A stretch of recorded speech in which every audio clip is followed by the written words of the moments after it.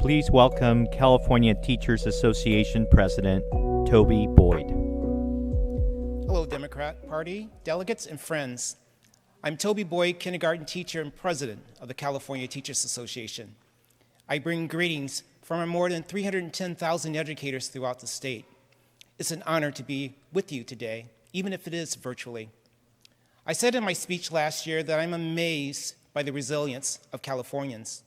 That resolve was further tested over the past year as we lost more lives, as families were forever changed, as parents, teachers, school employees, and communities were stretched far beyond what we believed to be our capacity. We, as Californians, as Democrats, as educators, were tested over and over the past 2 years. There were real struggles, real battles, friend versus friend, neighbor versus neighbor, family versus family. It was enough to cause some of us to nearly break, understandably, maybe even rightfully. And yet, here we are. We are open. We are a new chance. Sun Tzu said, "In the midst of chaos, there's opportunity." While Tupac said, "Long live the rose that grew from concrete."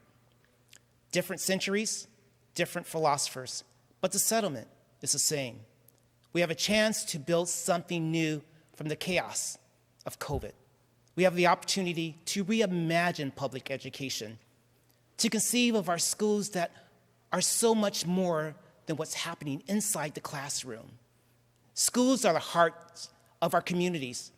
They unite diverse, engaged stakeholders to make the school community stronger and support the whole child.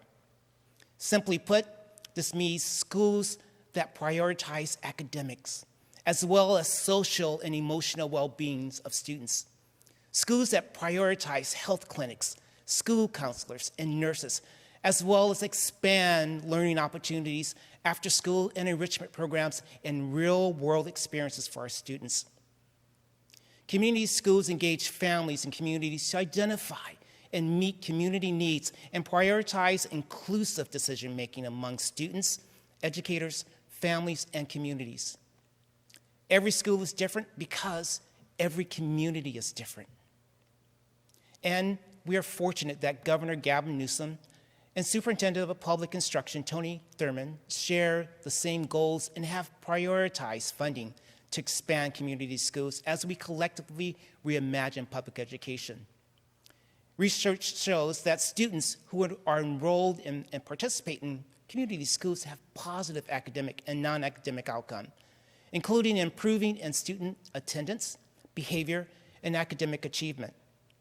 Community schools are one of the biggest tools to address long-standing inequities in public education, which we sorely and desperately need to, and especially as we transition out of this pandemic. Community schools are the answer to the people and organizations loosely or tightly formed that seek to dismantle public education. Rather than giving taxpayer monies to private and religious schools in the form of vouchers or so-called education savings accounts, we should be investing directly in public education and working to make every neighborhood school the best it can be.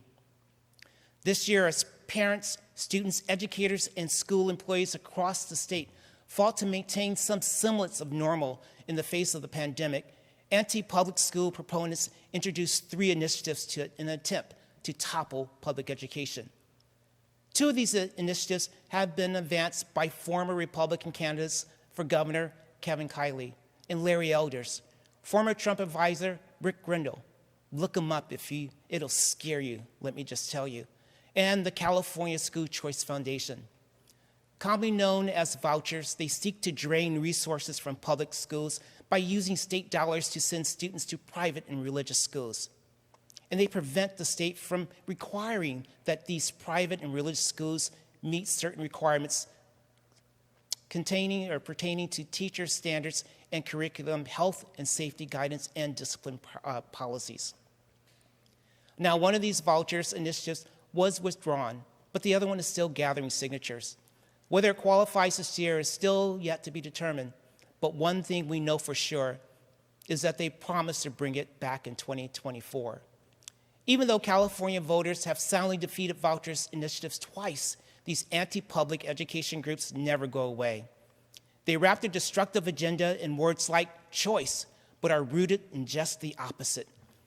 Pulling between $4 and $7 billion out of public education when we're recovering from a pandemic isn't a choice I would make. It's why CTA is working hard with Governor Gavin Newsom, Senate President Pro Tem Tony Akins, Assembly Speaker Anthony Rendon, and Superintendent of Public Instruction Tony Thurmond to prioritize public programs like community schools, transitional kindergarten, to prepare children for learning, special education, and social and emotional support to provide resources for our students most in need. We're focusing on school nutrition to ensure that hunger is not an obstacle to learning, and on early literacy because children who read early excel in other aspects of learning. And we are working to expand the teacher pipeline program, training and retention opportunities for educators so that the teacher shortage that was exacerbated by the pandemic isn't defined by it. This is the work we do, willingly, intentionally, and thoughtfully. What we want is high-quality public education for every student in California. What we want are fair and equitable resources for children with disabilities, for English learners, and for students that need just a little extra help. We want our profession to be honored and respected, for educators and all workers to be valued for the work they do. I stand here before you almost 2 years to the date that this pandemic changed our lives. Like parents, students, educators, we simultaneously braved and fearfully, bowed but not broken by what we can only hope is a once-in-a-lifetime experience. We fought to reopen our schools safely by following science and advocating for vaccines, supporting in-school COVID testing programs, and better ventilation programs. As I said, we have the opportunity to rise out of this pandemic crisis stronger than we were when we began. This is what we really want for public education. Thank you.